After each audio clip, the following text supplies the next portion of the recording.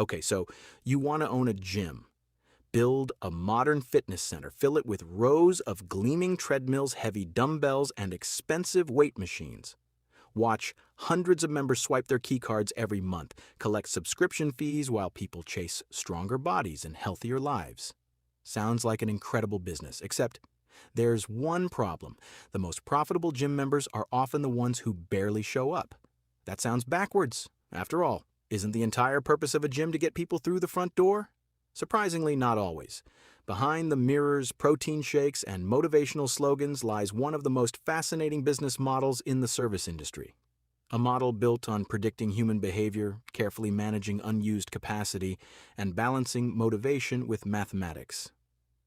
Owning a successful gym isn't just about fitness, it's about understanding economics. The modern fitness industry is enormous. Around the world, it generates well over $100 billion in annual revenue, serving hundreds of millions of members. New boutique studios appear every year. Luxury health clubs continue expanding, and budget chains keep opening locations in crowded cities. From the outside, it looks like an industry driven by exercise, but underneath, it's driven by recurring cash flow.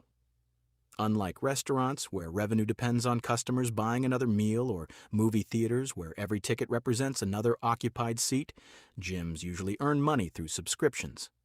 Whether someone visits 20 times a month or never returns after January, the monthly payment often stays exactly the same. That simple difference changes everything.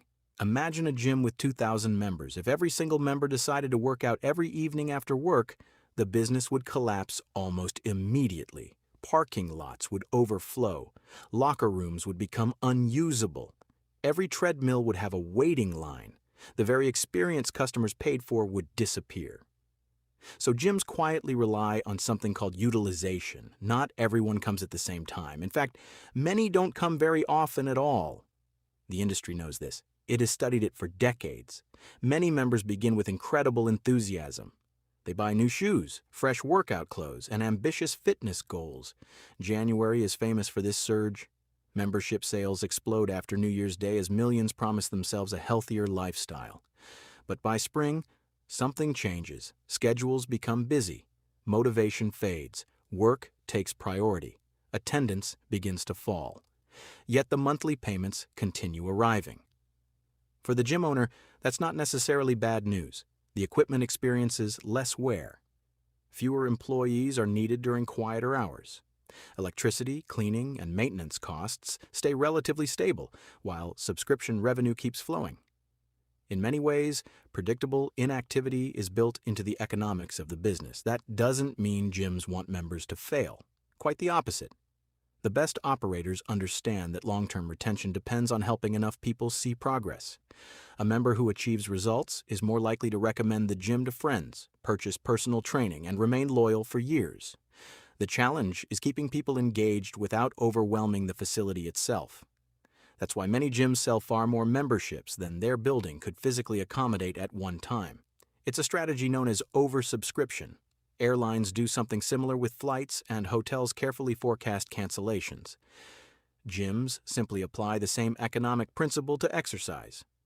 They know only a fraction of members will visit simultaneously, allowing them to maximize recurring revenue while keeping the building comfortably busy instead of impossibly crowded. But memberships alone rarely tell the whole financial story. Walk through the front entrance and you'll notice plenty of opportunities to spend even more.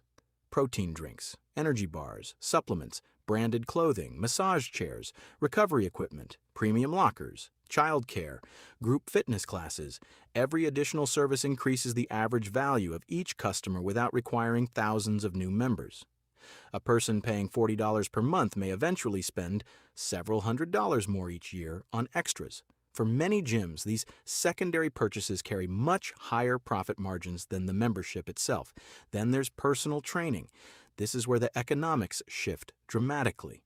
A personal trainer may charge $60, $80, or even well over $100 for a single session depending on the location. Some trainers operate independently while paying rent to the gym.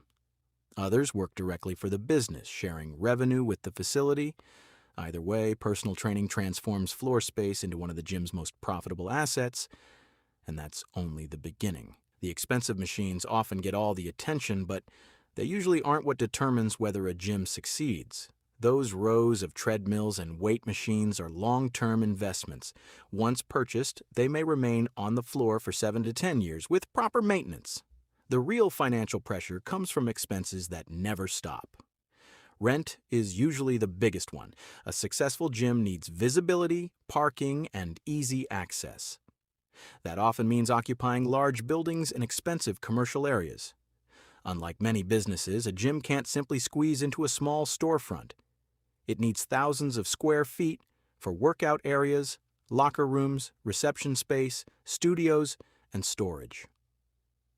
Even before the first member walks through the door, the owner is committing to a substantial monthly lease. Then come payroll costs. Receptionists welcome members. Personal trainers guide workouts. Group instructors run classes. Maintenance crews repair equipment. Cleaning staff sanitize the facility every day. Managers handle sales, scheduling, and operations. Unlike a retail store where staffing rises and falls with customer traffic, many gym positions must be filled regardless of whether 10 members or 100 members arrive that afternoon. Utilities create another hidden expense. Air conditioning alone can become surprisingly expensive. A room full of people exercising generates enormous amounts of heat. Especially during the summer, ventilation systems must constantly circulate fresh air while maintaining comfortable temperatures. Add bright lighting, hot showers, washing machines for towels, music systems, security cameras, and dozens of powered cardio machines, and electricity bills climb quickly. Equipment maintenance is another ongoing challenge. A commercial treadmill may be used thousands of hours every year. Cables stretch, bearings wear out, upholstery tears, electronic screens fail, even free weights require replacement as rubber coatings crack or handles loosen over time. Members expect every machine to function perfectly, so repairs can't wait very long. These costs explain why opening a gym requires significant upfront capital. Depending on its size and market, launching a modern facility can cost anywhere from several $100,000 to several million. Construction, flooring, mirrors, lockers, plumbing, specialized equipment, security systems, and technology all demand investment before a single dollar of revenue is earned. That reality also explains why different business models have emerged. At one end of the market are premium health clubs. These facilities often include swimming pools, basketball courts, spas, cafes, co-working spaces, childcare, and luxurious locker rooms.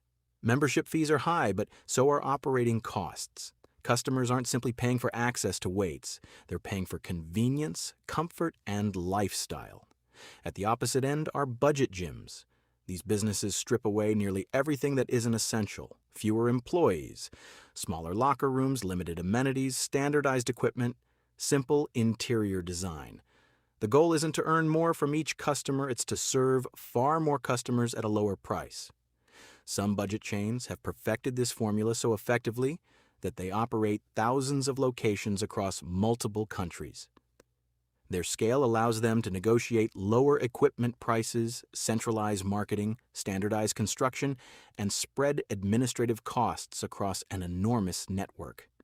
What seems like a low monthly fee can become an incredibly profitable business when multiplied by millions of memberships. Technology has pushed the industry even further. Many gyms now use mobile apps that replace physical membership cards, track attendance, schedule classes, and recommend workout plans. Smart equipment automatically records performance data. Digital coaching keeps members engaged between visits. Every interaction generates valuable information about customer behavior. That data has become an economic asset in its own right. Owners can identify when attendance begins to decline, predict which members are most likely to cancel, and send personalized offers before subscriptions are lost. Instead of waiting for someone to quit, successful gyms increasingly try to intervene while motivation can still be rebuilt. Retention is almost always cheaper than acquisition. Convincing a former member to stay often costs far less than finding an entirely new customer through advertising. That's why many gyms invest heavily in onboarding programs, fitness assessments, achievement badges, community events, and regular communication. They're not simply encouraging healthier habits, they're protecting recurring revenue. Because in the gym business, the first sale is only the beginning. The real challenge is making sure that payment continues month after month, year after year, even as motivation rises and falls with the unpredictable rhythm of everyday life. Eventually, every gym owner discovers the same lesson. This isn't really a business about selling exercise. It's a business about selling consistency. The strongest facilities aren't necessarily the ones with the newest equipment or the biggest buildings. They're the ones that become part of people's routines. Once a workout is woven into someone's daily life, canceling a membership becomes far less likely. That's why successful gyms work so hard to build communities instead of simply providing machines. Group classes are a perfect example. On paper, a cycling or yoga class occupies valuable floor space and requires an instructor. But economically, it does something far more important. It creates accountability. Members begin recognizing familiar faces, friendships develop. Missing one workout no longer feels like skipping the gym. It feels like missing the group. That emotional connection quietly improves retention. Branding works in a similar way. Some gyms compete almost entirely on price, while others focus on identity. A luxury fitness club promises exclusivity. A strength-focused gym attracts serious lifters. A boutique studio sells personalized attention. The equipment may be similar, but the experience feels completely different. Customers often choose the environment that reflects how they see themselves, not just where they can exercise. Competition, however, has never been tougher. Traditional gyms no longer compete only with each other. Home workout equipment, connected fitness platforms, mobile coaching apps, outdoor training groups, and even short online workout videos all compete for the same limited resource, people's time. The pandemic accelerated that shift. When gyms around the world temporarily closed, millions of people discovered alternative ways to stay active. Some bought home equipment, others subscribed to digital fitness platforms. While many eventually returned to physical gyms, consumer expectations had changed. People now expected greater flexibility, better technology, and experiences they couldn't easily recreate at home. That forced the industry to evolve. Modern gyms increasingly emphasize coaching, recovery, nutrition guidance, body composition analysis, wearable device integration, and personalized fitness plans. The goal is no longer just providing access to equipment. It's providing value that extends beyond the workout itself. Location continues to play a surprisingly large role. A gym that's 5 minutes from home or directly on the commute to work usually has a significant advantage over one that's 20 minutes away. Convenience often beats perfection. Even beautifully designed facilities struggle if members find them difficult to visit regularly. Expansion introduces another layer of complexity. Opening one profitable location is challenging enough. Expanding into multiple cities requires standardized operations, consistent branding, reliable staff training, centralized purchasing, and careful site selection. A poor location can take years to recover its investment, while a great one may reach profitability much faster. The difference often comes down to demographics, local competition, income levels, parking availability, and population density, rather than the quality of the gym itself. Perhaps the biggest misconception is that every new membership represents pure profit. In reality, every additional customer adds wear to equipment, increases cleaning requirements, consumes utilities, and occasionally demands customer support. Growth only creates value when revenue rises faster than operating costs. That's why disciplined operators pay close attention to margins instead of simply celebrating higher membership numbers. The most successful gym businesses understand something that extends well beyond fitness. People rarely buy products because of what they are. They buy them because of who they hope to become. A treadmill isn't just a machine. A membership card isn't just a piece of plastic or a phone app. To many customers, they're symbols of a future version of themselves. Healthier, stronger, more confident, or simply more disciplined. That aspiration is what brings people through the front door. So, is owning a gym a great business? It certainly can be. When managed well, a gym benefits from recurring revenue, diversified income streams, and customer relationships that can last for years. But it also demands high upfront investment, disciplined cost control, constant maintenance, and an understanding of human behavior that goes far beyond fitness. In the end, the economics of owning a gym aren't defined by barbells or treadmills. They're defined by habits. The equipment fills the building, but it's consistency that fills the balance sheet. And that's why the most valuable asset inside any successful gym has never been the machines. It has always been the members who keep coming back.